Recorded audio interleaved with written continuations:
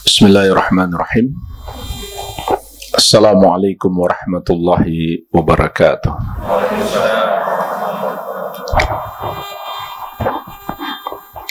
Alhamdulillahi ala ihsanih wa syukru lahu ala taufiqihi wa amtinanih.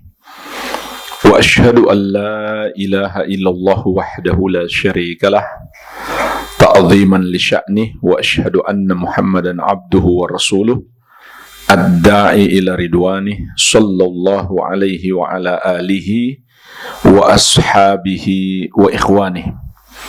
Amma ba'd, fa ikhwani fid din wa akhwati fillah, kaum muslimin wal muslimat rahimani wa rahimakumullah.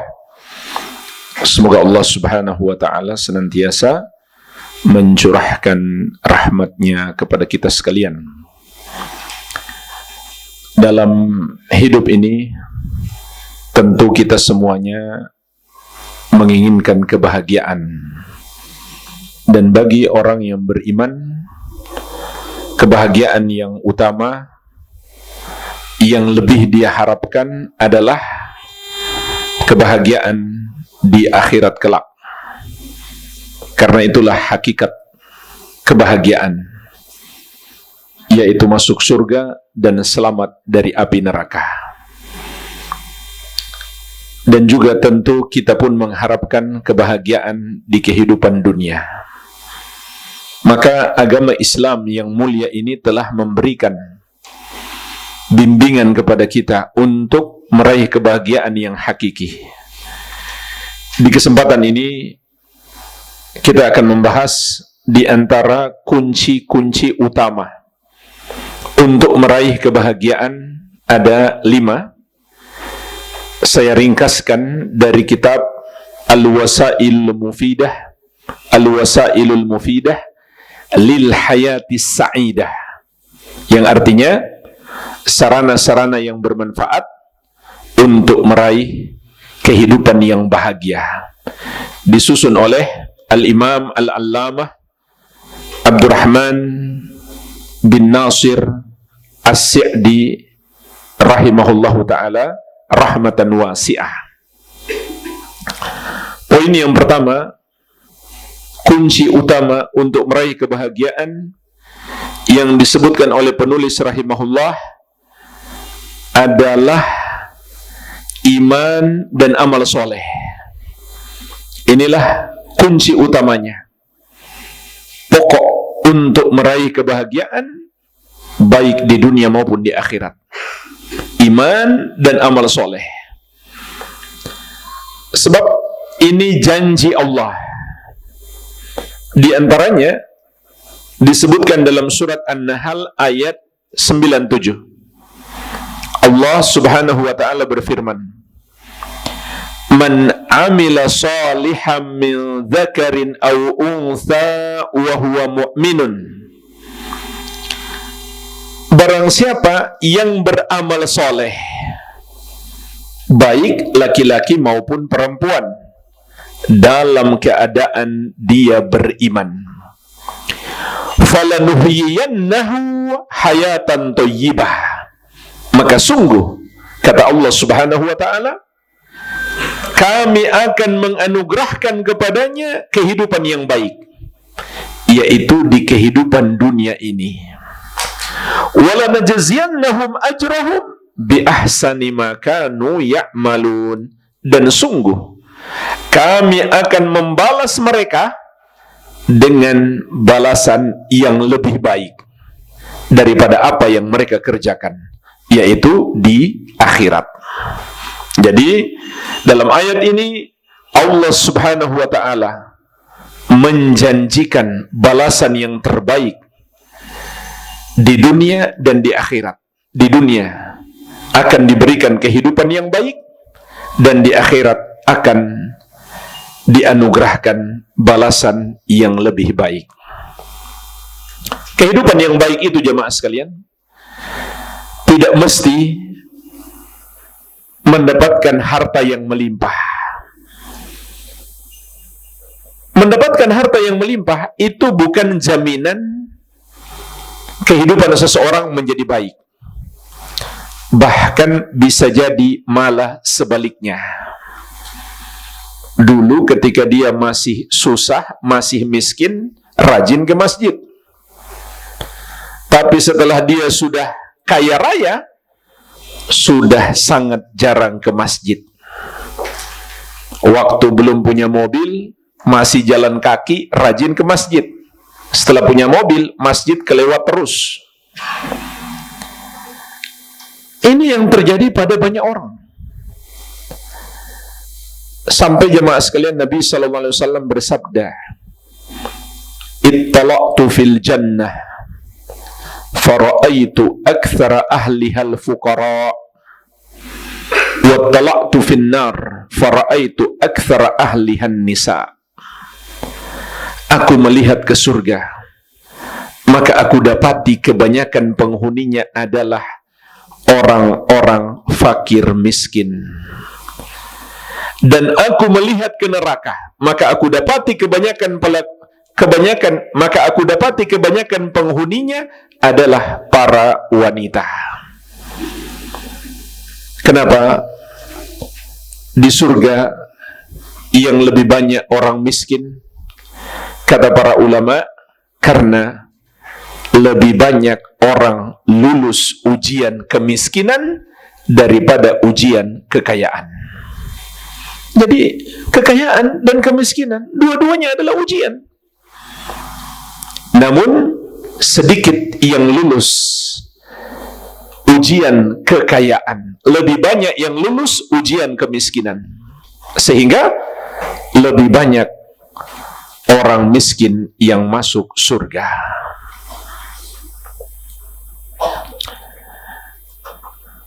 Dan berapa banyak karena harta seseorang terjerumus dalam maksiat.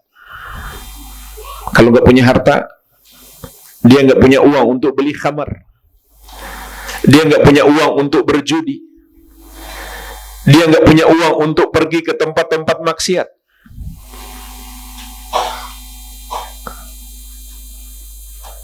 Oleh karenanya jemaah sekalian, Rasulullah SAW juga mengingatkan kita,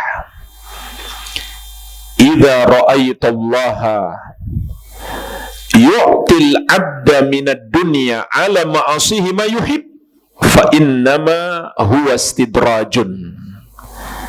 Kalau kamu lihat Allah Subhanahu wa ta'ala memberikan nikmat dunia kepada seorang hamba yang disukai oleh hamba tersebut, padahal dia bergelimang maksiat, maka itu hanyalah istidraj, azab Allah yang datang dalam rupa kenikmatan. Apanya yang diazab? Hatinya. Hatinya dijauhkan dari Allah Subhanahu wa ta'ala. Sesungguhnya itu hati yang paling menderita. Cuma celakanya, dia menderita, tidak mendapatkan kebahagiaan hati, tidak bisa merasakan kebahagiaan hati tanpa dia sadari. Itu kan lebih berbahaya.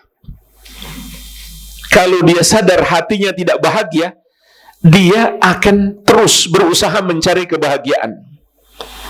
Mungkin dengan sebab itu dia dapat hidayah, karena dia terus mencari gimana supaya bahagia. Tapi orang-orang yang terlena dengan dunia, dia tidak sadar hatinya itu menderita, hatinya itu rusak, bahkan sudah mati. Itulah sesungguhnya azab yang lebih berbahaya dibandingkan azab yang menimpa fisik. Betapa banyak orang yang dihukum oleh Allah dengan rasa sakit di tubuhnya, dengan berbagai macam penyakit. Itu membuat dia sadar, membuat dia bertobat.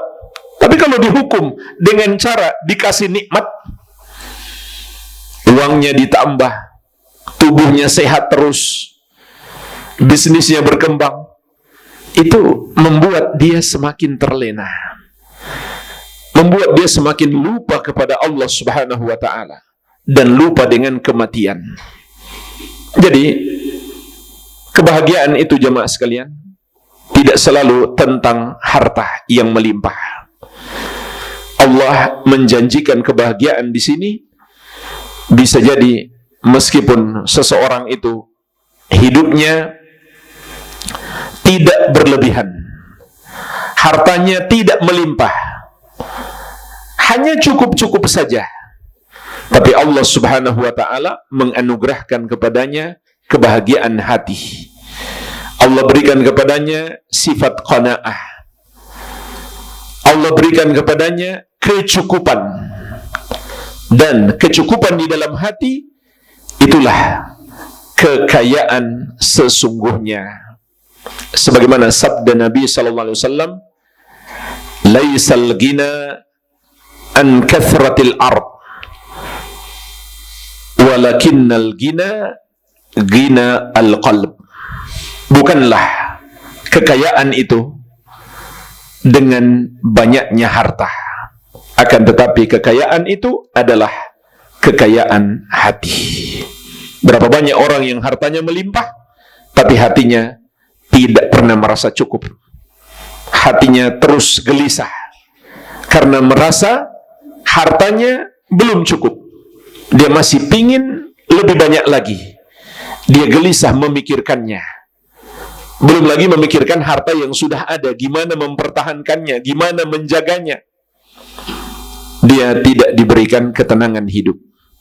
Maka Allah janjikan kepada orang-orang yang beriman dan beramal soleh, dalam ayat ini mereka akan diberikan kehidupan yang baik di dunia, dan di akhirat mereka akan mendapatkan balasan yang lebih baik, yaitu surga yang penuh dengan kenikmatan.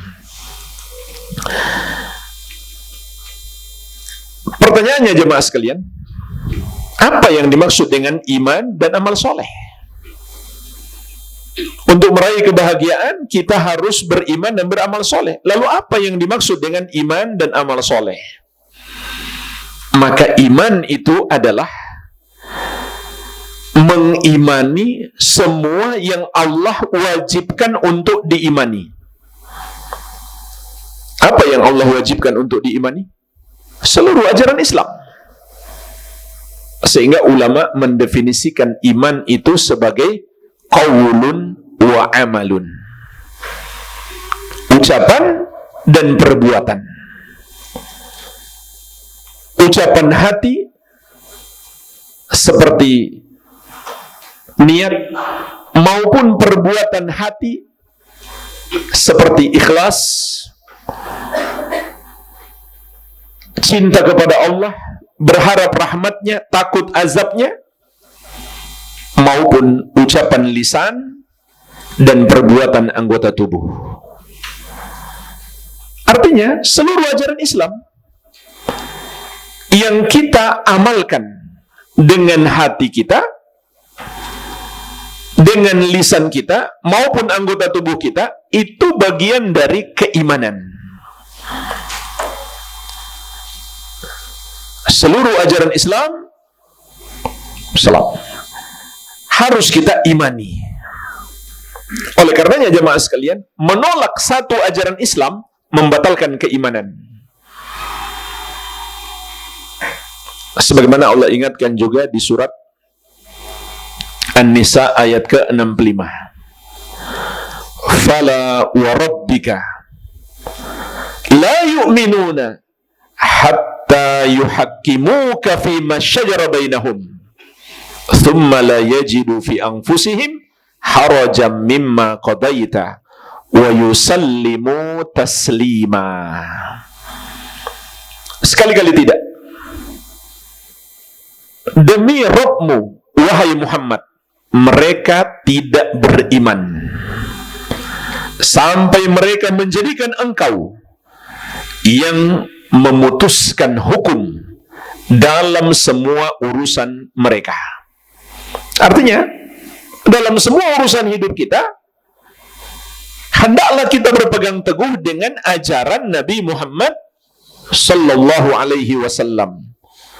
Kemudian kata Allah, mereka tidak dapatkan di hati mereka keberatan atau penolakan terhadap ajaran yang engkau bawa, dan mereka tunduk sepenuhnya. Kalau mereka menolak, maka kata Allah dalam ayat ini, la yu'minun, mereka tidak beriman. Jadi menolak satu ajaran Islam membatalkan keimanan. Contoh menolak itu orang yang berkata misalkan jilbab itu hanya budaya Arab. Hukum waris perempuan hanya dapat separuh bagian laki-laki sudah nggak relevan, nggak berlaku lagi. Atau orang yang berkata ada ajaran Islam yang sudah tidak layak diamalkan lagi di kampung saya. Kenapa? Nggak sesuai dengan kearifan lokal, nggak sesuai dengan tradisi dan budaya yang diwariskan turun-temurun. Ternyata jamaah sekalian, yang disebut kearifan lokal di kampung itu adalah masyarakatnya suka mabuk. Dan khamar itu nggak perlu mereka beli ke toko atau dibuat di pabrik. Mereka bisa buat sendiri di rumah mereka masing-masing. Tinggal panjat pohon enau di belakang rumah, lalu mereka buat jadi khamar. Mereka sebut cap tikus. Itu yang mereka sebut kearifan lokal. Jadi pengharaman khamar mereka tolak karena nggak sesuai dengan tradisi dan budaya mereka. Alhamdulillah, kampung seperti itu bukan kampung kaum muslimin. Tapi seandainya ada umat Islam yang berkata seperti itu, dia bukan muslim lagi. Islamnya batal. Dan ini disepakati seluruh ulama Islam. Menolak satu ajaran Islam membatalkan keimanan. Sedangkan tidak mengamalkan ajaran Islam belum tentu membatalkan keimanan. Tergantung apa yang dia tidak amalkan. Kalau dia tidak mengamalkan tauhid, kalau dia tidak sholat, maka imannya batal. Tapi kalau dia tidak puasa, tidak zakat, tidak haji, namun dia masih mengakui syariat puasa, syariat zakat, syariat haji, maka imannya tidak batal, namun berkurang. Jadi jamaah sekalian, dua hal ini harus kita bisa bedakan. Dosa yang membatalkan iman dan dosa yang mengurangi keimanan.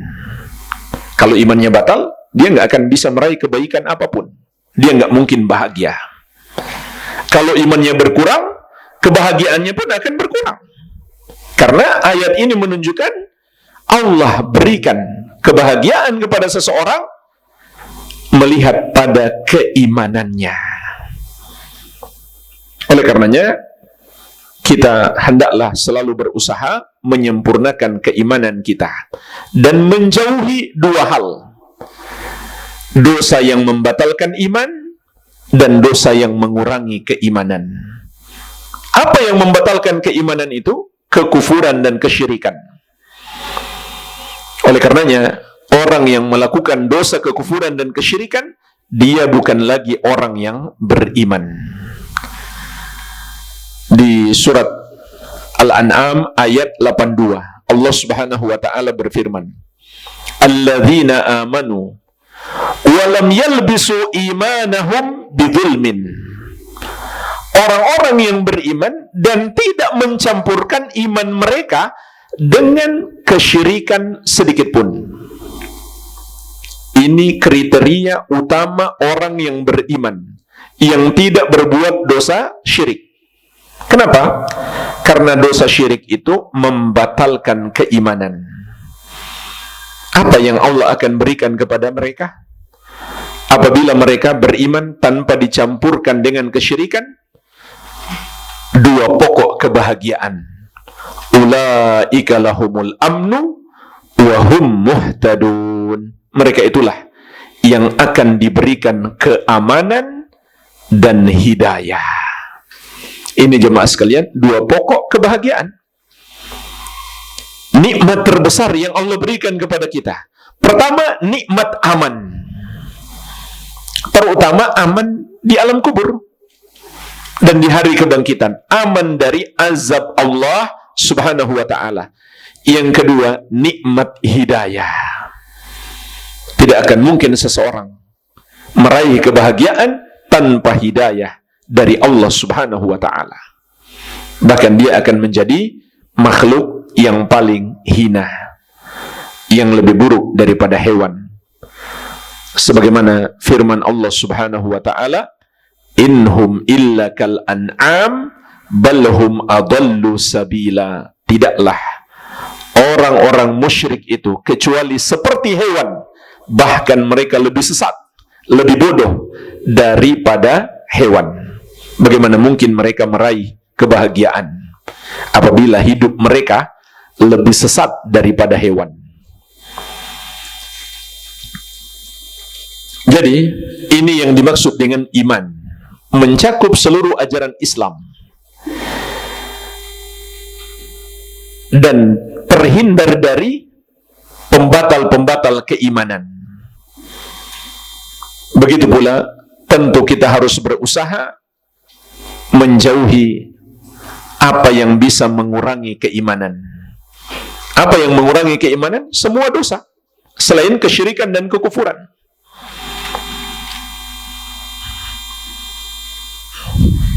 Sehingga orang yang tidak lagi memiliki iman, dia tidak mungkin bisa meraih kebahagiaan. Tidak di dunia, tidak pula di akhirat. Begitu pula orang yang mengurangi imannya, maka itu berarti dia mengurangi kebahagiaannya.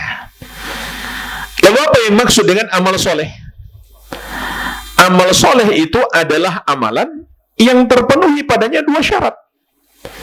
Yang pertama, dilakukan ikhlas, semata-mata untuk mendapatkan balasan dari Allah. Yang kedua, sesuai petunjuk Nabi Muhammad sallallahu alaihi wa ala alihi wasallam. Makanya dua hal ini juga disebut dua syarat diterimanya amalan. Sehingga amalan itu disebut amal soleh. Kalau tidak terpenuhi satu dari dua syarat ini, maka itu bukan amal soleh. Sehingga itu menjadi amalan yang tertolak, tidak diterima oleh Allah subhanahu wa ta'ala. Kalau itu amal soleh, pasti Allah terima. Sebab Rasulullah SAW pernah bersabda, innallaha thayyibun la yaqbalu illa thayyiban. Sesungguhnya Allah maha baik, tidak menerima kecuali yang baik. Berarti jika Allah tolak, maka itu bukan kebaikan, itu bukan amal soleh. Meskipun seseorang sudah ikhlas, tapi tidak sesuai petunjuk Nabi Muhammad SAW, maka amalannya belum menjadi amal soleh. Sehingga Rasulullah SAW bersabda, man amila amalan laisa alaihi amruna fahuwa raddun. Barang siapa mengerjakan satu amalan yang tidak ada padanya petunjuk dari kami, maka amalan tersebut tertolak. Dan kebalikannya, meskipun amalannya sudah sesuai petunjuk Nabi SAW, tapi dia pingin dipuji orang, bukan semata mengharap balasan dari Allah, maka amalannya juga tertolak. Bukan hanya tertolak, dia pun mendapatkan dosa. Bahkan ini termasuk dosa syirik, meskipun syirik kecil. Tapi syirik kecil itu adalah dosa terbesar setelah syirik besar. Jadi, hendaklah kita beramal dengan memenuhi dua syarat, ikhlas karena Allah dan sesuai petunjuk Nabi Muhammad sallallahu alaihi wa ala alihi wasallam. Maka dalam ayat ini, surat An-Nahl ayat 97, Allah berjanji, jika kita beriman dan beramal soleh, falanuhiyannahu hayatan thayyibah. Allah akan menganugerahkan hayatan thayyibah, kehidupan yang baik. Walanajziyannahum ajrahum bi ahsani ma kanu ya'malun. dan Allah akan membalas dengan balasan yang lebih baik. Kehidupan yang baik maksudnya di dunia, balasan yang lebih baik maksudnya di akhirat kelak. Dan juga jemaah sekalian, kenapa orang yang beriman itu dapat meraih kebahagiaan? Selain orang beriman, nggak mungkin meraih kebahagiaan. Karena hanya orang yang beriman yang memiliki rasa syukur dan sabar. Ini nggak mungkin dimiliki oleh selain orang yang beriman. Jadi non-muslim nggak ada yang bersyukur. Non-muslim tidak ada yang sabar, apalagi ikhlas. Sebagaimana dalam hadis yang diriwayatkan Imam Muslim dari sahabat yang mulia Suhaib radhiyallahu anhu, Rasulullah sallallahu alaihi wasallam bersabda, "Ajaban li amril mu'min, inna amrahu kullahu khair, wa laysa dzalika li ahadin illa lil mu'min." Sungguh mengagumkan urusan orang yang beriman itu. Sesungguhnya semua urusannya adalah kebaikan. Dan ini, kata Nabi SAW, tidak mungkin ada kecuali pada orang yang beriman. Pada orang yang tidak beriman, tidak mungkin ada. Apa itu? In asabathu sarra syakara fakana khairan lahu.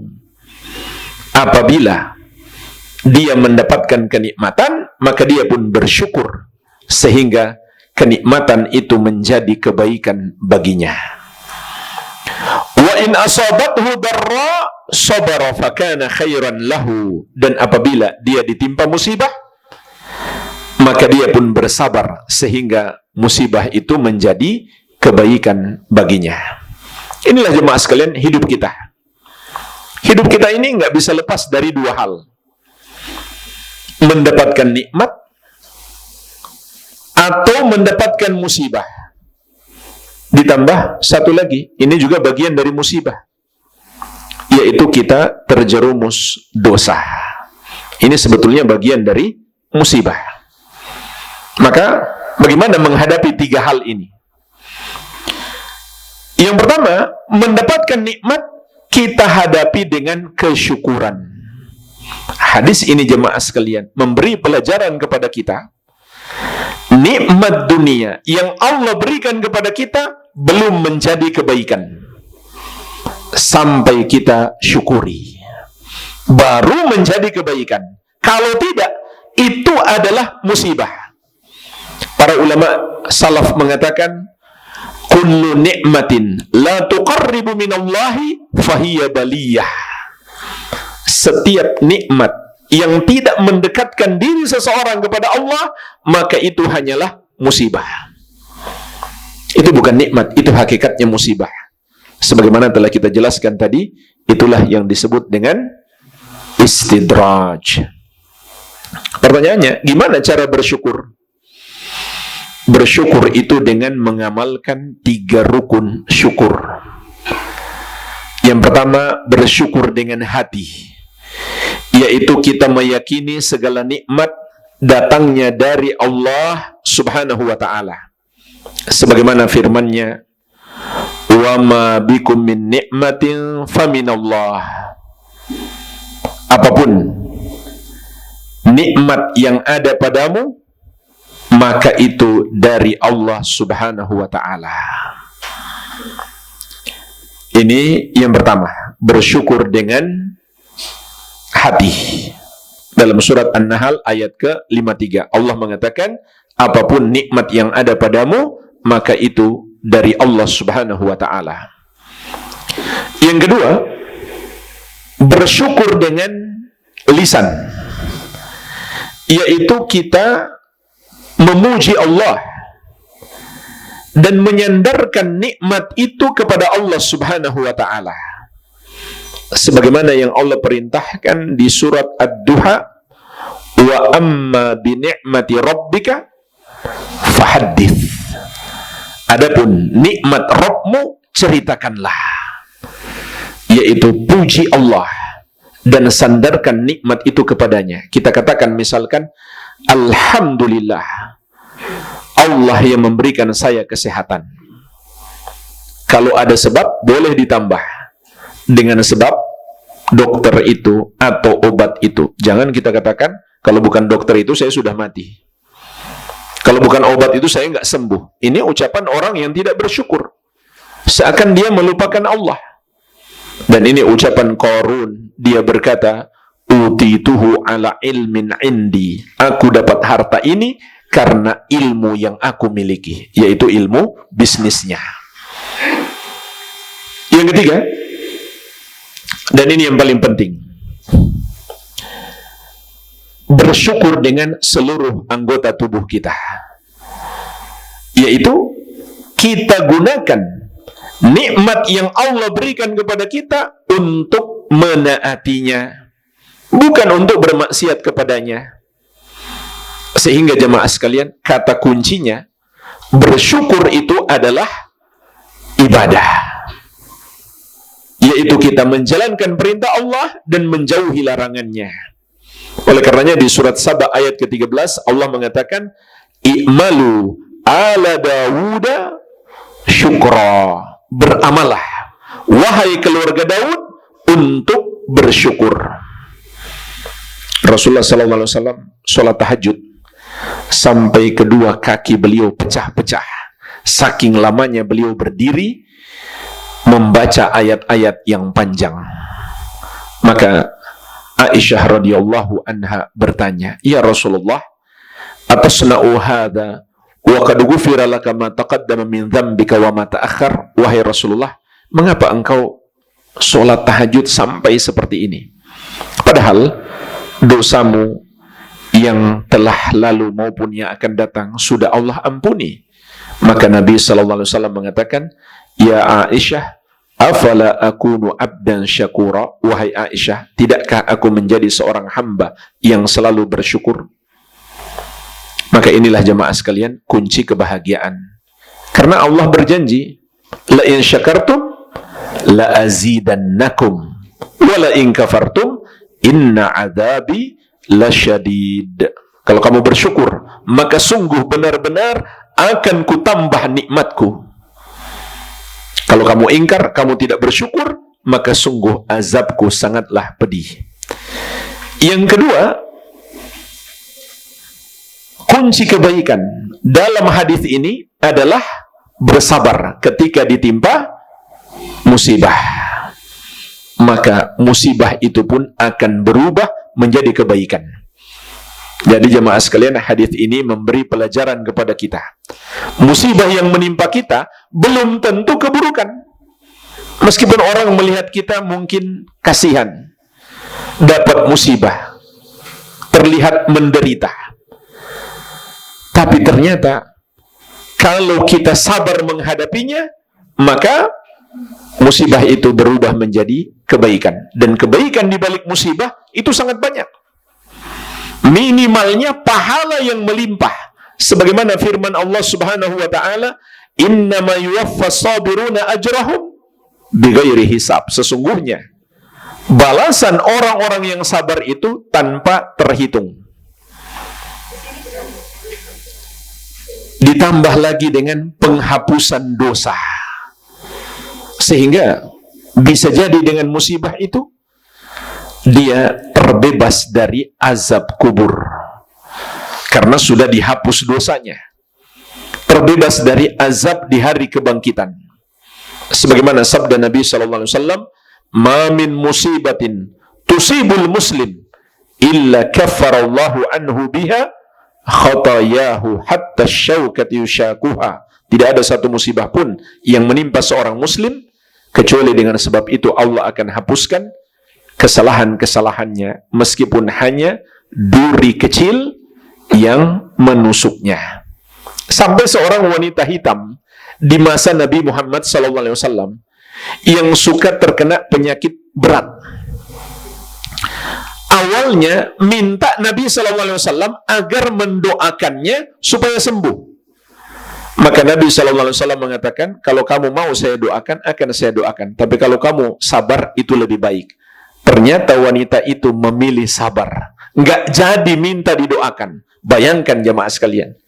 Orang sakit, sakitnya parah, sampai hilang kesadaran, nggak mau lagi didoakan oleh Nabi SAW supaya sembuh. Dia memilih sabar saja. Karena kata Nabi SAW, sabar lebih baik. Hanya saja dia minta didoakan kalau penyakitnya datang, auratnya tidak tersingkap. Karena saking parah sakitnya, sampai dia hilang kesadaran. Auratnya pun tersingkap tanpa dia sadari. Dan sebenarnya dia pun tidak berdosa karena itu. Karena di luar kuasanya. Akan tetapi, wanita yang punya rasa malu, tetap saja dia minta agar Nabi SAW mendoakan agar auratnya tidak tersingkap. Jadi kebaikan di balik musibah itu sangat banyak. Hanya saja kita yang kurang menyadarinya. Kalau kita menyadari dan meyakininya, niscaya kita bukan sekedar sabar, bahkan bisa jadi kita bersyukur dapat musibah. Ini tingkatan para nabi dan rasul dan para ulama salaf dahulu. Mereka kalau dapat musibah bukan sekedar sabar, malah bersyukur. Karena mereka mengetahui di balik musibah itu ada banyak kebaikan. Kemudian yang ketiga, ini juga bagian dari musibah. Ketika seseorang terjerumus dosa, maka dia segera bertobat dan memohon ampun kepada Allah Subhanahu wa ta'ala. Ini sebagaimana kata Syekh Muhammad At-Tamimi rahimahullah di kitab Al-Qawaidul Arba' Unwanus Sa'adah, tanda kebahagiaan seseorang yang ketika mendapatkan nikmat dia bersyukur, ketika ditimpa musibah dia bersabar, ketika terjerumus dosa dia bertobat dan memohon ampun kepada Allah Subhanahu wa ta'ala. Inilah jemaah sekalian, hidup kita tidak akan lepas dari tiga hal ini. Maka kata Nabi SAW dalam hadis ini, walaysa dzalika li ahadin illa lil mu'min. Tidak ada kebaikan ini kecuali pada diri orang yang beriman. Orang kafir dan muslim nggak mungkin bisa bersyukur. Kalaupun dia bersyukur, syukurnya tertolak, nggak diterima oleh Allah Subhanahu wa ta'ala. Nggak mungkin dia bisa bersabar. Dan sabar itu kan ibadah. Kalaupun dia sabar, tertolak sabarnya, nggak diterima oleh Allah Subhanahu wa ta'ala. Tapi kalau dia nggak bersyukur ketika dapat nikmat dan nggak sabar ketika dapat musibah, dia pun berdosa. Jadi serba salah. Kalau dia dapat nikmat kemudian dia bersyukur, maka syukurnya nggak diterima. Tapi kalau dia nggak bersyukur, dia dapat dosa.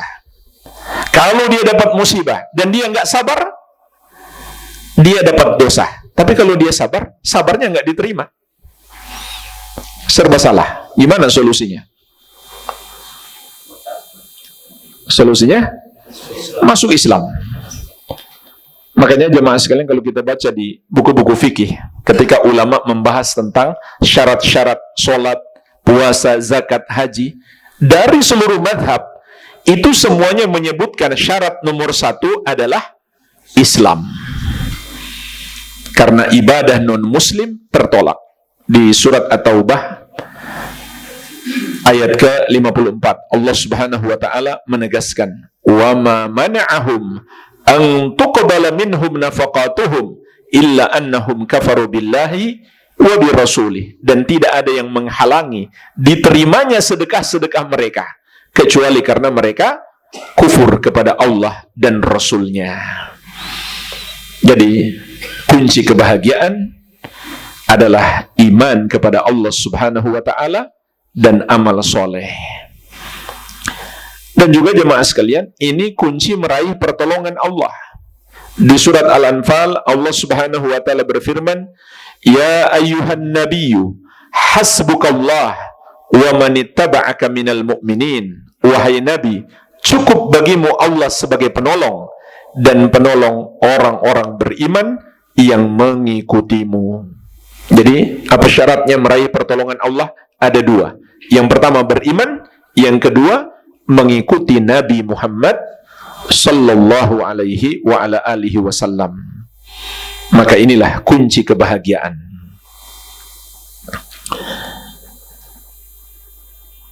Yang kedua, kata penulis rahimahullahu ta'ala, wa minal asbab allati tuzilul ham wal gham wal qalaq, termasuk sebab yang dapat menghilangkan kegundahan, kegelisahan, dan kegalauan. Ini semuanya penghalang-penghalang kebahagiaan. Kan menderita kita kalau resah, gelisah, gundah gulana, penuh kekhawatiran. Maka di antara sebab menghilangkannya, kata penulis rahimahullah, al-ihsan ilal khalqi bil qawli wal fi'li wa anwa'il ma'ruf, berbuat baik kepada hamba-hamba Allah, baik dengan ucapan maupun perbuatan, dan berbagai macam kebaikan. Sebab jemaah sekalian, kaidah yang tetap di dalam agama dan kehidupan kita, al-jaza min jinsil amal, balasan sesuai dengan jenis amalan. Sehingga kalau kita suka membahagiakan orang, maka Allah pun akan membahagiakan kita. Dan terutama yang kita inginkan adalah kebahagiaan di akhirat kelak. Oleh karenanya Rasulullah SAW bersabda, ar-rahimun yarhamuhumur rahman, irhamu man fil ardi yarhamkum man fis sama. Orang-orang yang penyayang akan disayangi oleh Allah yang Maha Penyayang. Sayangi makhluk yang di bumi, maka Allah yang di langit akan menyayangimu. Dan bentuk kasih sayang itu hendaklah terlihat dalam sikap kita. Di antaranya memberi perhatian kepada orang lain. Itu bentuk kasih sayang. Bukan cuma kasih sayang di dalam hati, tapi ada perhatian. Ada usaha untuk membantu, terutama orang-orang yang kesusahan. Rasulullah SAW bersabda, man naffasa an mu'minin kurbatan min kurabid dunya, naffasallahu anhu kurbatan min kurabi yaumil qiyamah. Barang siapa melepaskan kesusahan orang beriman di dunia ini, maka Allah akan melepaskan kesusahannya di hari kiamat. Wa man satara musliman satarahu Allahu fid dunya wal akhirah. Dan barang siapa menutupi aib seorang muslim, maka Allah akan menutupi aibnya di dunia dan di akhirat. Kita semua ini kan punya aib. Kalau kita suka membuka aib seorang muslim, maka Allah pun akan membuka aib kita. Wa man yassara 'ala mu'sirin yassarallahu 'alaihi fid dunya wal akhirah. Dan barang siapa memudahkan orang yang kesulitan bayar hutang, maka Allah akan memudahkannya di dunia dan di akhirat. Sama saja, dia hutang kepada kita atau hutang kepada orang lain, kita bantu bayarkan. Jadi cobalah tanyakan kepada saudara kita, punya hutang enggak? Nanti saya bantu bayarkan. Makanya kalau ada teman datang dan mengatakan pinjam dulu 100, ini lihat sebagai peluang amal soleh kita. Kalau perlu kita sedekahkan saja, jangan dianggap sebagai hutang. Kalaupun kita anggap sebagai hutang dan dia kesulitan membayar, kita berikan kemudahan. Maka Allah pun akan memudahkan kita di dunia dan di akhirat. Wallahu fi aunil abdi madamal abdu fi auni akhih. dan Allah akan senantiasa menolong seorang hamba selama hamba tersebut masih mau menolong saudaranya. Ada seorang wanita miskin datang bersama dua putrinya kepada Aisyah radhiyallahu anha. Maka Aisyah radhiyallahu anha memberikan kepada mereka 3 butir kurma. Bayangkan jemaah sekalian, kehidupan Nabi SAW di masa itu, di awal-awal mereka berhijrah ke kota Madinah, sangat kekurangan. Sampai ada tamu cuma dihidangkan 1 butir kurma setiap orang. Yang kita sekarang kurma mungkin nggak ada harganya, banyak di rumah malah nggak kemakan. Kita pergi ke minimarket mudah kita dapatkan, padahal kita jauh dari tempat tumbuhnya kurma itu. Saking sulitnya awal perjuangan Nabi SAW di kota Madinah, ada tamu datang cuma dihidangkan 1 butir kurma, 3 orang masing-masing dapat 1. Aisyah menyerahkannya kepada ibunya, lalu ibunya membagi kepada 2 anaknya, jadi masing-masing sudah dapat 1.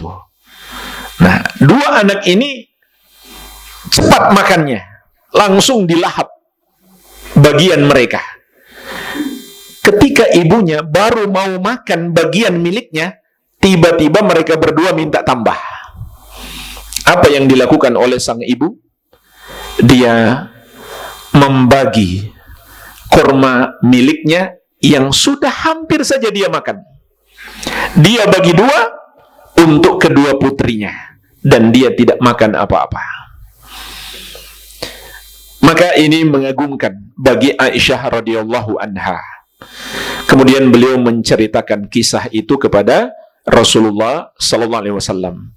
Maka Rasulullah sallallahu alaihi wasallam bersabda, "Innallaha qad aujaba laha bihal jannah au a'taqaha biha minan nar." Sesungguhnya Allah telah mengharuskan wanita itu masuk surga atau membebaskan dia dari api neraka karena perbuatannya tersebut.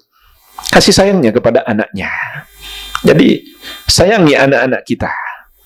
Jangan sedikit-sedikit marah, apalagi tangan melayang, cubitan melayang. Sayangi mereka. Berikan yang terbaik untuk mereka. Ini termasuk kunci surga kita. Dan ingat jemaah sekalian, semua perbuatan baik kita kepada orang lain, keluarga lebih berhak dan pahalanya lebih besar. Jangan kita bersedekah kepada orang di luar, sementara keluarga sendiri kita nggak bersedekah.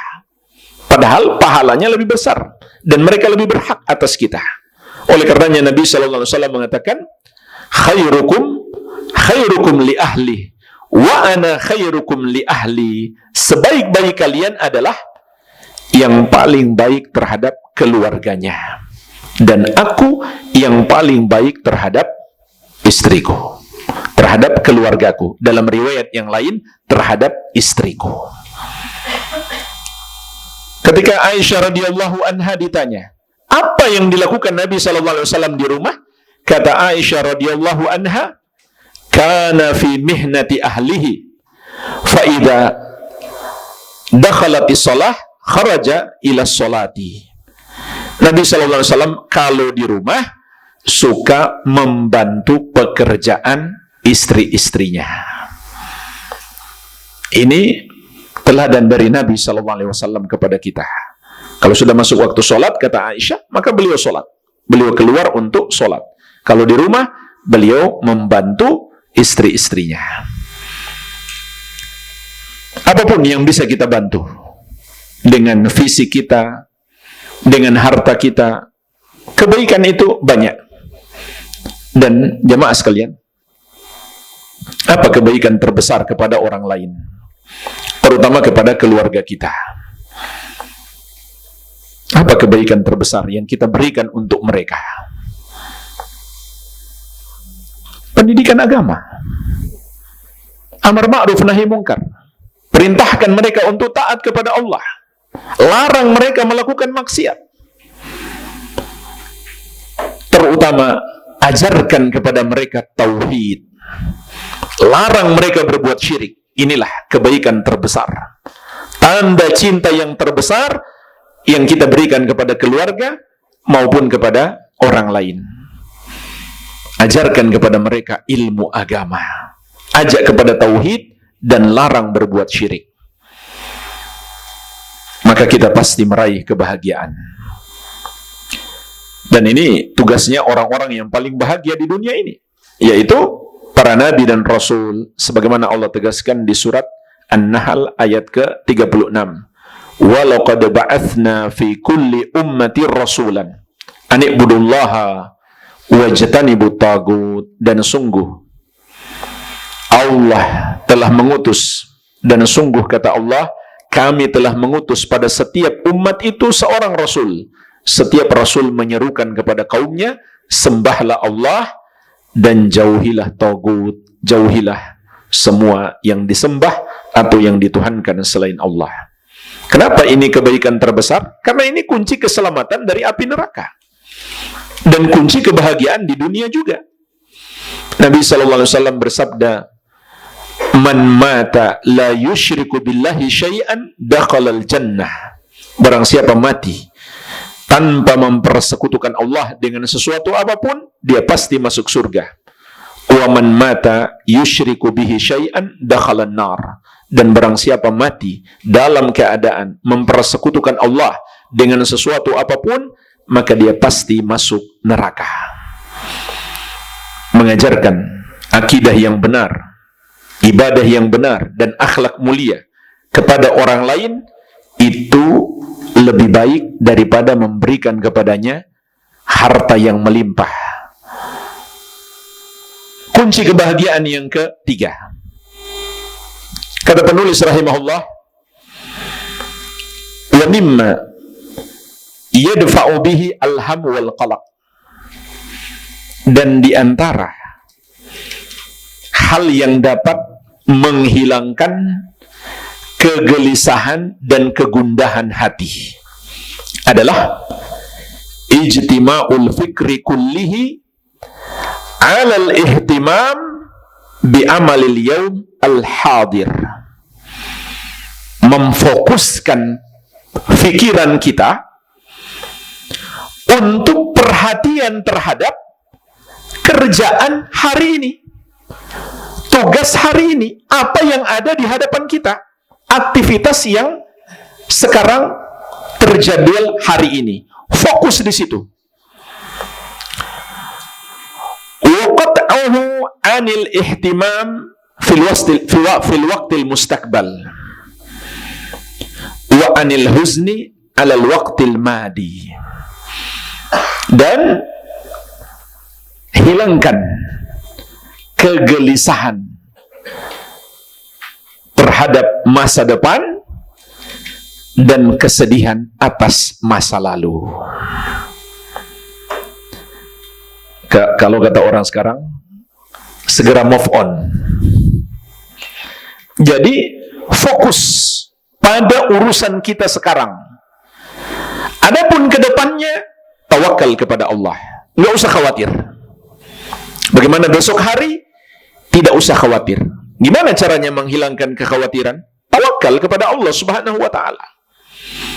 Dan kesedihan yang sudah berlalu, musibah yang sudah terjadi, berusaha untuk dilupakan.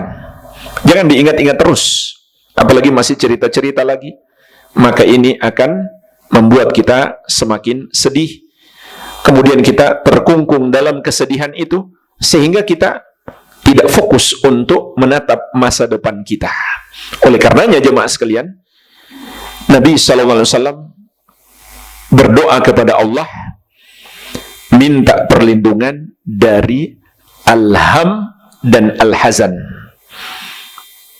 yaitu doa beliau diriwayatkan Al-Bukhari dari Anas bin Malik radhiyallahu anhu. Nabi SAW pernah berdoa, Allahumma inni a'udzubika minal hammi wal hazani. Ya Allah, aku berlindung kepadamu dari al-ham dan al-hazan. Al-ham itu adalah kegelisahan terhadap masa depan, kekhawatiran terhadap hari esok, dan al-hazan, kesedihan, maksudnya atas sesuatu yang sudah berlalu. Ini dua hal yang seringkali merusak kebahagiaan kita. Oleh karenanya, dalam hadis riwayat Muslim dari Abu Hurairah radhiyallahu anhu, Rasulullah sallallahu alaihi wasallam bersabda, "Al-mu'minul qawi khairun wa ahabbu ila Allah minal mu'minid dha'if wa fi kullin khair." Orang mukmin yang kuat lebih baik dan lebih dicintai oleh Allah Subhanahu wa taala daripada mukmin yang lemah. Namun pada keduanya ada kebaikan. Apa maksud hadis ini jemaah sekalian? Orang mukmin yang kuat lebih baik dan lebih dicintai oleh Allah Subhanahu wa taala daripada mukmin yang lemah. Apakah maksudnya? Kuat fisiknya atau kuat ekonominya? Kuat politiknya? Tidak. Maksudnya adalah kuat imannya. Makanya disebut mukmin, artinya orang yang beriman. Makna hadis ini kuat imannya, meskipun secara fisik dia lebih lemah. Tapi jika imannya kuat, maka dia lebih baik daripada mukmin yang lemah iman. Tapi kata Nabi sallallahu alaihi wasallam, pada keduanya ada kebaikan. Artinya, orang yang tidak punya iman tidak punya kebaikan sedikit pun. Kemudian setelah itu Nabi sallallahu alaihi wasallam menyebutkan sifat yang harus dimiliki orang mukmin yang kuat. Apa kata beliau? Ihris ala ma yanfa'uk. Bersemangatlah engkau untuk meraih apa yang bermanfaat bagimu. Perhatikan, ini kunci kebahagiaan. Semangat meraih apa yang bermanfaat bagi kita. Fokus. Jangan terlalu memikirkan apa yang akan terjadi besok, dan jangan terperangkap dengan kesedihan yang sudah terjadi, musibah yang sudah terjadi. Semangat untuk meraih apa yang bermanfaat bagimu. Perhatikan, yang bermanfaat. Berarti yang tidak bermanfaat tinggalkan. Dan hari ini kita disibukkan dengan banyak hal yang tidak bermanfaat. Di antaranya apa? Scroll HP, menonton video-video pendek, tidak terasa 3 jam habis. Yang lebih berbahaya lagi, membuat kita tidur larut. Itu sangat berbahaya bagi kesehatan. Tapi juga kemudian membuat kita sulit bangun sholat tahajud, bahkan sulit bangun sholat subuh, gara-gara semalam nonton video-video. Kalau itu cuma video yang tidak bermanfaat, masih mending. Bagaimana lagi kalau mengandung dosa? Film-film dan sebagainya. Maka Nabi SAW mengingatkan kita, bersemangat pada hal yang bermanfaat. Artinya, yang nggak manfaat, tinggalkan.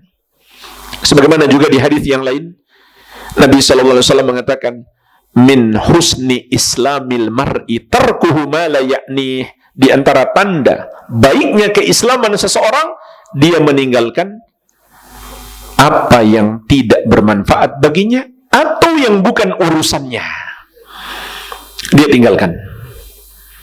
Kemudian lanjutan hadis tentang sifat mukmin yang kuat, wasta'in billah wala ta'jaz.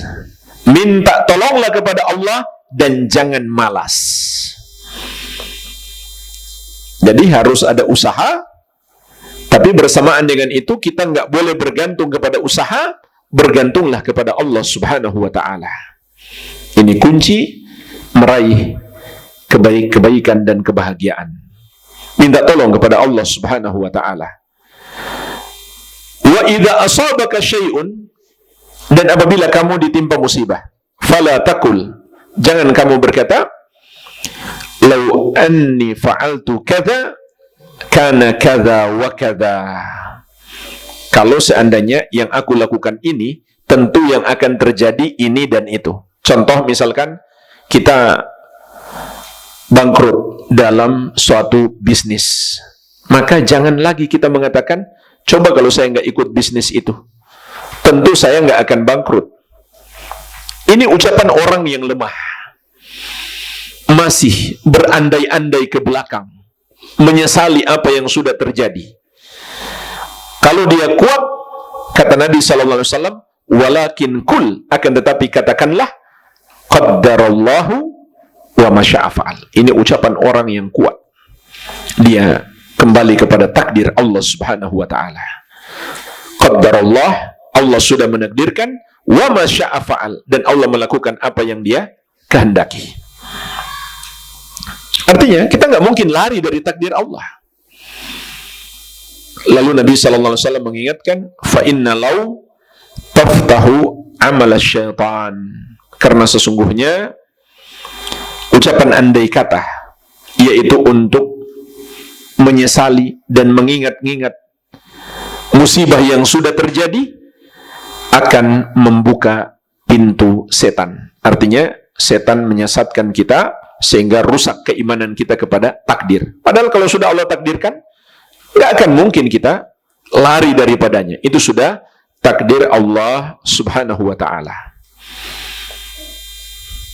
Jadi hadis ini juga mengandung pelajaran untuk kita semangat, fokus terhadap apa yang harusnya kita lakukan, baik itu urusan dunia maupun urusan akhirat. Yang sudah berlalu, lupakan saja, atau berusaha untuk melupakannya. Jangan kita terkurung dalam kesedihan masa lalu. Jangan pula kita khawatir dengan masa depan. Masa depan, minta pertolongan kepada Allah Subhanahu wa ta'ala. Minta pertolongan di sini disertai dengan hati yang bergantung hanya kepadanya. Dan Allah berjanji, wa may yatawakkal 'alallahi fahuwa hasbuh. Barang siapa bertawakal, bergantung hatinya hanya kepada Allah, cukuplah Allah sebagai penolongnya.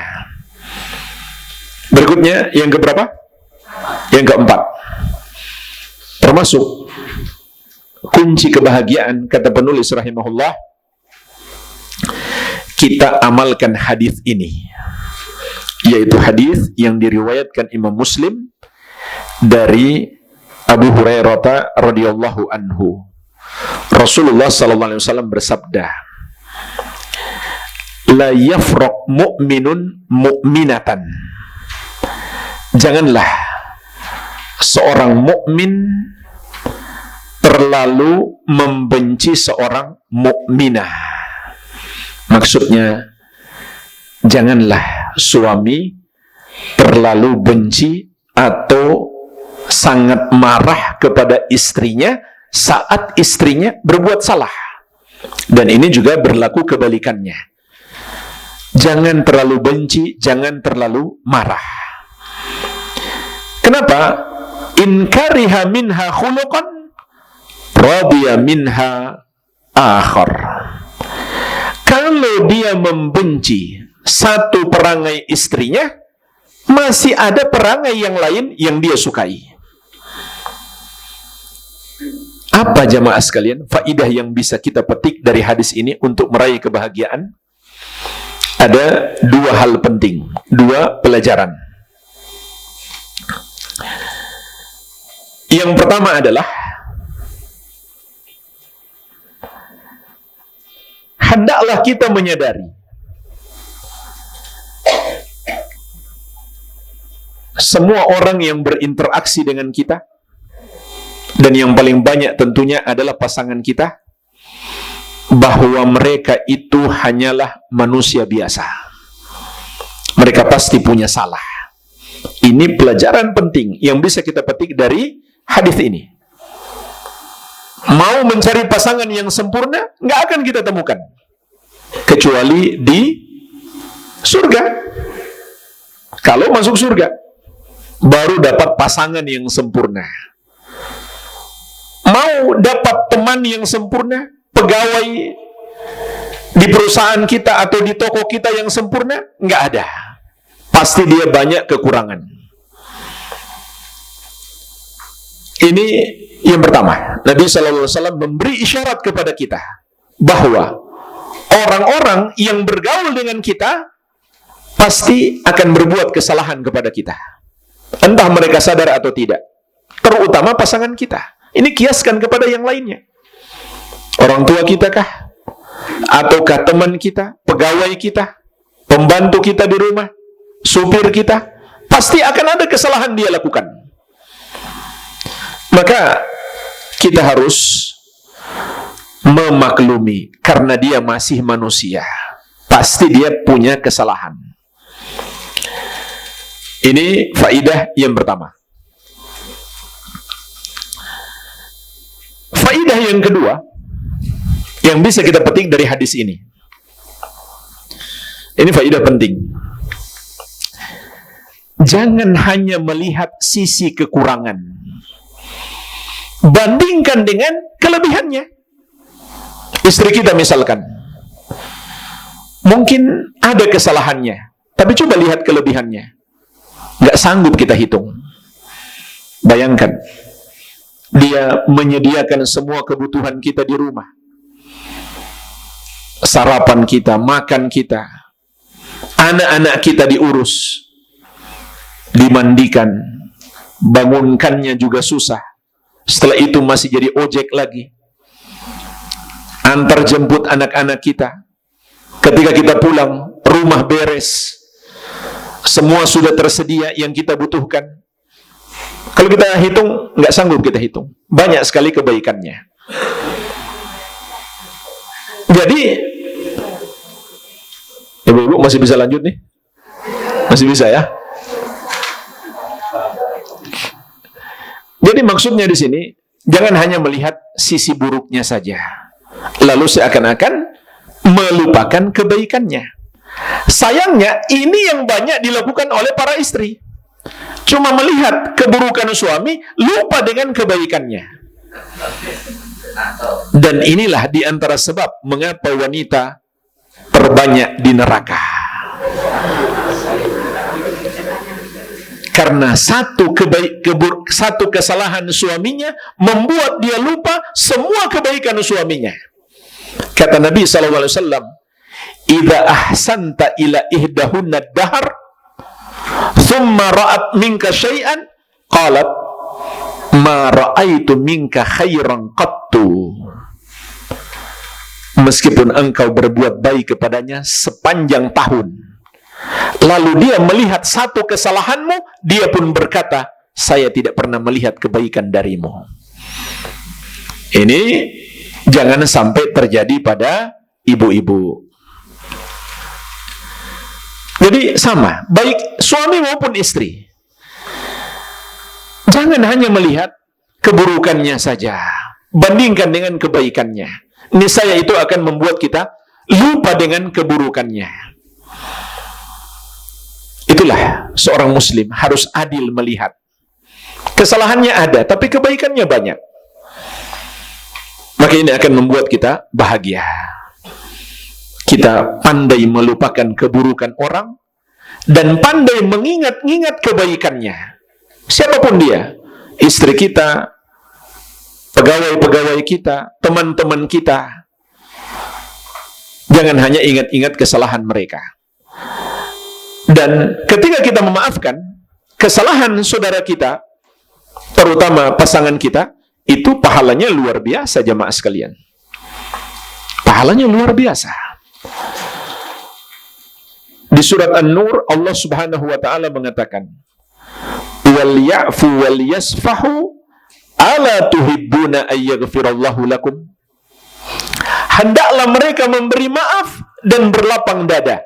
Tidakkah kamu ingin Allah mengampunimu? Artinya, kalau kita suka memaafkan kesalahan orang, Allah pun akan memaafkan kesalahan kita.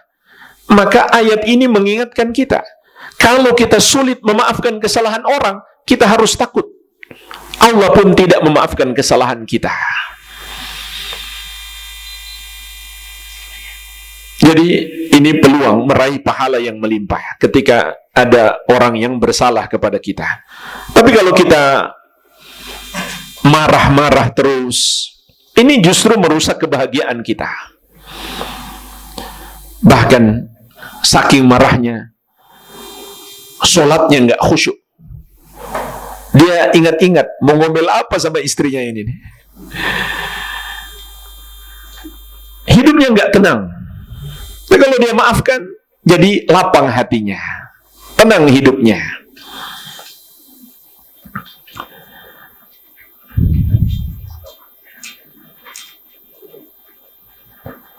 Ada lagi jemaah sekalian, lebih tinggi daripada memberi maaf, yaitu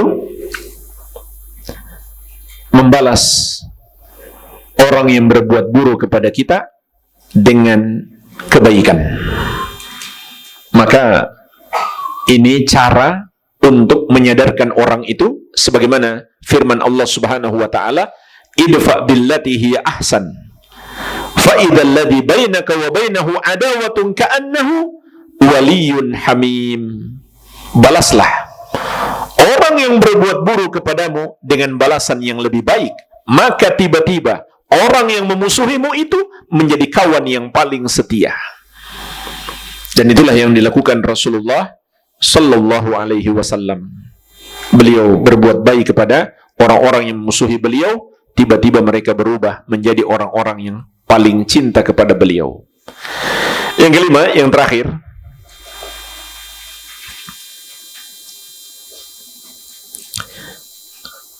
penulis rahimahullah mengatakan, wa minal umurin nafi'ah, termasuk hal yang bermanfaat untuk meraih kebahagiaan adalah an ta'rifah anna adhiyatan nas laka wa khususan fil aqwal as-sayyi'ah la tadurru. Hendaklah engkau tahu bahwa gangguan manusia kepadamu, khususnya ucapan-ucapan buruk mereka tentangmu, itu tidak membahayakanmu. Sama saja hari ini di medsos maupun suara-suara dari tetangga sekitar ataupun dari keluarga, pembicaraan buruk mereka tentang kita sedikit pun tidak membahayakan kita. Bal tadurruhum, bahkan itu hanya membahayakan mereka. Illa in ashghalta nafsak fil ihtimam biha, kecuali kalau kamu sibukkan dirimu untuk memperhatikan itu, untuk peduli kepadanya. Wasawwabta laha an tamlika masyairaka, dan kamu biarkan ucapan-ucapan mereka menguasai perasaanmu. Atau dengan kata lain, kalau kamu jadi baper, fa inda dzalika tadurruk, maka ketika itu ucapan mereka membahayakanmu. Kama tadurruhum, sebagaimana telah membahayakan mereka. Nah, jemaah sekalian, bahaya apa kalau kita ambil pusing dengan ucapan mereka? Minimal sakit hati. Itu kan bahaya, rusak kebahagiaan kita. Tapi kalau kita nggak pusing, biarin aja mau ngomong apa bahayanya bagi saya? Apa pengaruhnya bagi saya? Kan nggak ada pengaruhnya. Yang memberi pengaruh pada kita hanyalah amalan kita. Dan juga kalau kita balas menggibahi mereka, maka kalau gibahnya masih setimpal, itu kita nggak dapat pahala, nggak dapat dosa. Yang masalahnya orang bergibah itu seringkali berlebihan. Orang menggibahi dia 10 kata, dia balas 20 kata. Yang membalas ini jadinya yang zalim. Jadi hati-hati, malah membahayakan kita di akhirat. Fa in anta lam tada' laha balan lam tadurruk syai'an, lam tadurraka syai'an. Tapi kalau kamu nggak peduli dengan ucapan mereka, maka itu tidak membahayakan kamu sedikit pun. Dan jemaah sekalian, orang yang bisa sampai derajat seperti ini, kalau dia ikhlas dalam hidupnya. Dia selalu berusaha mencari keridhaan Allah, bukan keridhaan manusia. Kenapa dia merasa tersiksa kalau manusia berbicara buruk tentang dia? Karena dia memang cari keridhaan mereka. Dan yang paling berbahaya, demi keridhaan mereka, dia pun melakukan apa yang mereka suka, meskipun itu maksiat kepada Allah. Padahal Nabi SAW mengingatkan, man ardan nasa bisakhatillah wakalahullahu ilan nas. Barang siapa mencari keridhaan manusia dengan membuat Allah murka, maka Allah jadikan dia bergantung kepada manusia. Karena takut gangguan manusia, dia pun melakukan apa yang mereka suka, padahal itu bertentangan dengan syariat Allah. Dan di surat Al-Ankabut Allah mengabarkan ini sifatnya orang munafik. Wa minan nasi may yaqulu amanna billahi fa idza udhiya fillah ja'ala fitnatan nas ka'adzabillah. Dan di antara manusia ada orang yang mengatakan, kami sudah beriman kepada Allah, namun tatkala dia disakiti di jalan Allah, dia menjadikan gangguan manusia seperti azab Allah. Maksudnya, demi selamat dari gangguan manusia, dia pun tinggalkan kewajibannya kepada Allah dan dia lakukan apa yang Allah haramkan agar manusia tidak marah kepadanya. Ini sifat orang munafik. Adapun orang beriman, orang-orang yang Allah cintai, Allah sebutkan di surat Al-Maidah ayat ke-54, di antara sifat orang-orang yang Allah cintai, wala yakhafuna laumata laim. Mereka tidak takut di jalan Allah celaan orang yang mencela. Alhamdulillah, inilah jemaah sekalian pembahasan singkat 5 kunci kebahagiaan di dunia dan di akhirat. Semoga bermanfaat. Mungkin ada pertanyaan, saya persilakan.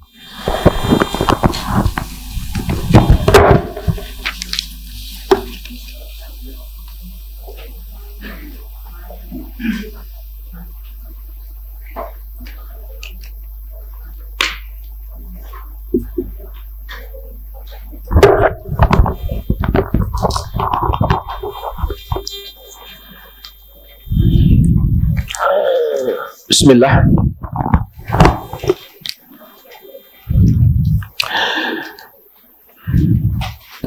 Apakah hadis tentang sahabiyah yang sakit epilepsi, apakah bisa dijadikan hujjah bagi yang sedang sakit, tidak berobat, tetapi sabar dalam sakitnya tanpa berobat? Ya, jelas. Sisi pendalilannya sangat jelas. Kecuali kata para ulama, jika dia tidak berobat akan membahayakannya. Tapi kalau tidak sampai sangat membahayakan, maka pada dasarnya hukum asal berobat itu mubah. Tapi bisa menjadi wajib kalau membahayakan. Membahayakan di sini maksudnya bahayanya besar. Kalau tidak, maka mubah. Tapi kalau dia niatkan untuk dapat pahala sabar, tentu menjadi pahala.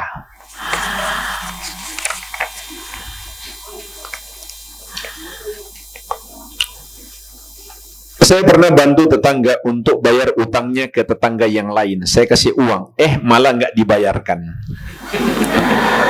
Apakah saya salah karena ada rasa sedikit kecewa kepadanya? Jawabannya tidak, karena dia melanggar yang seharusnya dia lakukan. Bahkan jemaah sekalian, termasuk uang zakat. Orang yang diberi zakat karena punya hutang, itu nggak boleh dia gunakan untuk yang lainnya. Harus dibayarkan untuk hutang. Makanya lebih bagus lagi kita langsung bayarkan saja hutangnya, jangan melalui dia. Nah, tapi jemaah sekalian, misalkan kita lihat kondisinya dia juga miskin, kita bisa kedepankan prasangka baik. Barangkali dia juga dalam kondisi darurat, sehingga uang itu terpaksa dia pakai untuk keperluan yang darurat. Tentu itu salah kalau tidak kondisi darurat. Wallahu alam.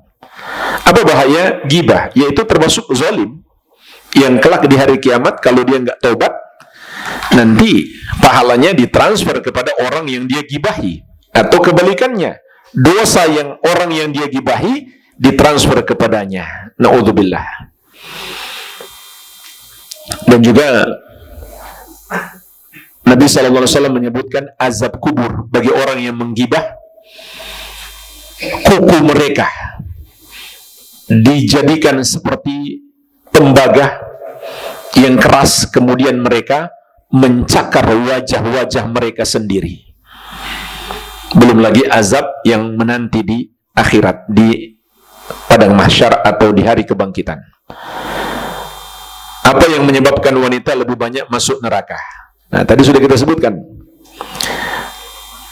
Di antaranya kata Nabi SAW, takfurna, kalian wahai para wanita melakukan kekufuran.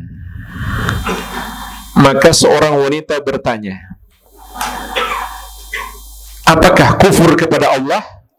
Kata Nabi SAW, bukan itu yang aku maksud. Takfurnal ashir wa takfurnal ihsan. Atau dengan lafaz yakfurnal ashir wa yakfurnal ihsan. Mereka kufur kepada suami dan kufur terhadap kebaikan suami. Kufur terhadap suami artinya berbuat durhaka, tidak taat. Kufur terhadap kebaikan suami, itulah hadis yang kita sebutkan tadi, lanjutannya. Idza ahsanta ila ihdahunna ad-dahr thumma ra'at minka syai'an qalat ma ra'aitu minka khairan qattu. Kalau kamu berbuat baik kepada seorang istrimu sepanjang tahun, lalu dia melihat satu kesalahanmu, dia pun berkata, saya tidak pernah melihat kebaikan darimu sedikit pun. Itu yang dimaksud dengan kufur terhadap kebaikan suami.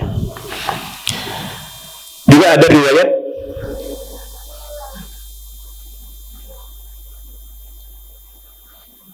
tukfirna la'na wasyakatah, karena kalian wahai para wanita banyak melaknat dan mengeluh. Melaknat artinya mencaci maki, termasuk menggibah, membicarakan keburukan-keburukan orang. Mengeluh artinya mengeluhkan nikmat yang Allah berikan, selalu saja merasa kurang. Ini disebutkan dalam riwayat yang lain.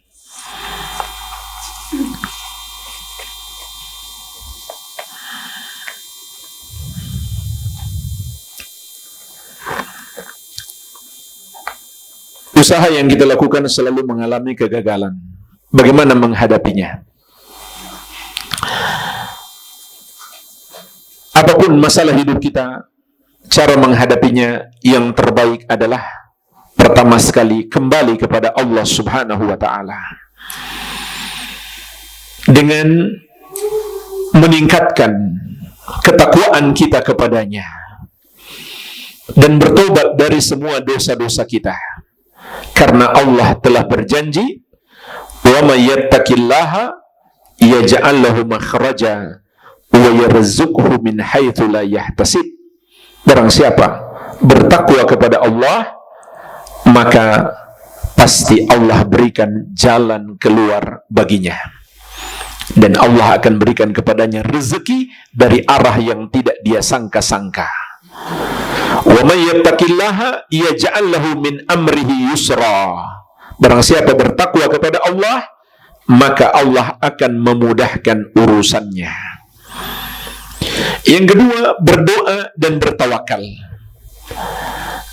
dan bersungguh-sungguh dalam berdoa. Di antaranya kita bangun malam di sepertiga malam yang terakhir. Lebih baik lagi kita sholat tahajud, kemudian berdoa dengan penuh kesungguhan di dalam sujud kita. Dan Allah berjanji, ud'uni astajib lakum, berdoalah kepadaku, maka aku akan mengabulkan doamu. Allah tidak mungkin melanggar janjinya. Cuma kita yang seringkali belum memenuhi persyaratannya. Apa persyaratannya? Ya bertakwa kepada Allah. Jadi janji ini ada syarat loh. Bukan janji begitu saja. Ada syarat. Syaratnya bertakwa kepada Allah Subhanahu wa ta'ala. Begitu pula hati kita bergantung hanya kepadanya. Allah juga berjanji, "Wa may yatawakkal 'alallahi fahuwa hasbuh." Barang siapa bertawakal, bergantung hati hanya kepada Allah, pasti Allah menolongnya. Tapi kenyataannya apa? Hati kita bergantung kepada saudara kita yang mungkin bisa menjamin modal. Hati kita lebih bergantung kepada jaringan bisnis kita atau ilmu kita dalam berbisnis dibandingkan kepada Allah Subhanahu wa ta'ala. Itu yang mesti diperbaiki. Wallahu a'lam.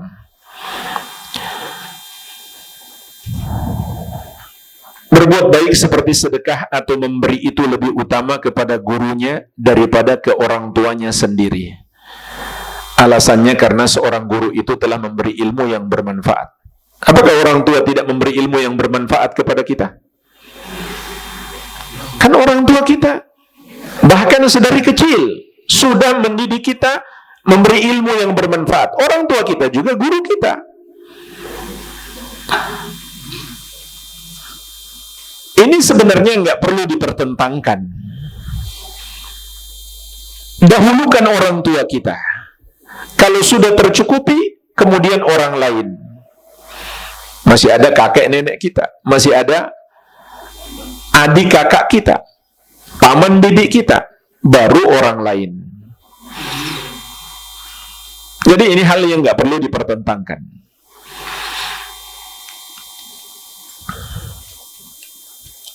Saya baru mengenal dakwah sunnah. Mohon penjelasannya, apa hukumnya kalau Anda masih bermajelis dengan guru yang masih suka mengamalkan amalan yang tidak sesuai sunnah? Yang Anda ikuti majelis tahsin, dan kalau ada acara yang tidak sesuai sunnah, Anda tidak ikutan. Ini sepatutnya dihindari, karena ini sangat berbahaya. Meskipun mungkin hanya tahsin, tapi tidak menutup kemungkinan di sela-sela tahsin itu dia kemudian menebarkan syubhatnya. Ini sangat berbahaya. Dan Allah Subhanahu wa ta'ala menyuruh kita menjauhi orang-orang yang menyimpang. Di surat Ali Imran ayat ke-7. فَأَمَّا الَّذِينَ فِي قُلُوبِهِمْ زَيْغٌ فَيَتَّبِعُونَ مَا تَشَابَهَ مِنْهُ ابْتِغَاءَ الْفِتْنَةِ وَابْتِغَاءَ تَأْوِيلِهِ. Adapun orang-orang yang di hati mereka ada penyakit kesesatan, maka mereka akan mencari dalil-dalil yang mutasyabih, yang belum jelas bagi kebanyakan orang atau bagi sebagian orang. Kemudian mereka gunakan dalil-dalil itu untuk menyesatkan dan untuk memunculkan fitnah, dan untuk membuat penakwilan. Artinya dengan pemahaman yang tidak sesuai dengan kebenaran. Jadi Allah menyebut orang yang menyimpang dalam ayat ini seringkali juga menggunakan dalil. Maka dalam hadis Nabi SAW berbicara tentang ayat ini. Beliau mengatakan, فَإِذَا رَأَيْتَ الَّذِينَ yattabi'una ma tashabaha minhu faulaika alladzina sammallah fahdharuhum. Kalau kamu lihat ada orang-orang yang melakukan ini, yaitu dia berdalil tapi menyesatkan, atau pemahamannya terhadap dalil tidak sesuai pemahaman para sahabat, maka kata Nabi SAW, fahdharuhum, jauhi mereka. Kalau begitu jangan dekat. Jangan mendengarkan ucapan-ucapan mereka, terutama terkait dengan agama. Jadi syariat menyuruh kita untuk menjauh. Kecuali mungkin bersifat darurat. Misalkan tidak ada lagi guru tahsin Quran yang ahlu sunnah, sehingga terpaksa kita belajar kepada dia. Itu pun dengan syarat kita yakin bisa membentengi diri dari syubhatnya. Kalau tidak, tetap saja tidak boleh. Alhamdulillah di masa sekarang para ustadz ahlu sunnah yang bisa mengajarkan tahsin itu banyak, baik secara online maupun offline, sehingga itu bukan alasan. Pertanyaan terakhir, apabila kita sebagai orang tua atau keluarga sudah mendidik, memberi contoh, mengajak pada anak atau keluarga, tapi anak masih tetap belum berubah-ubah imannya atau ibadahnya, apakah yang lebih baik untuk kita, sabar atau terus berusaha keras dan lebih tegas? Ya, dua-duanya. Sabar dan terus berusaha mendidiknya. Sampai kapan? Sampai kita berpisah dengan kehidupan dunia ini. Ada sebagian orang tua ketika anaknya sudah nikah, dia seakan-akan sudah lepas tangan. Tidak seperti itu. Meskipun anak kita perempuan, betul, tanggung jawab suaminya sudah lebih besar daripada kita. Tapi bukan berarti kita nggak bertanggung jawab lagi. Tetap saja kita masih punya tanggung jawab untuk mendidiknya. Sehingga Rasulullah SAW masih sering datang ke rumah Fatimah untuk menasihati Fatimah. Bahkan pernah beliau mendamaikan antara Fatimah dan Ali bin Abi Thalib yang lagi bertengkar. Jadi tetap kita terus mendidik mereka sampai kapan? Sampai kita berpisah dengan kehidupan dunia ini. Bukankah itu ibadah? Ibadah kita lakukan sampai mati.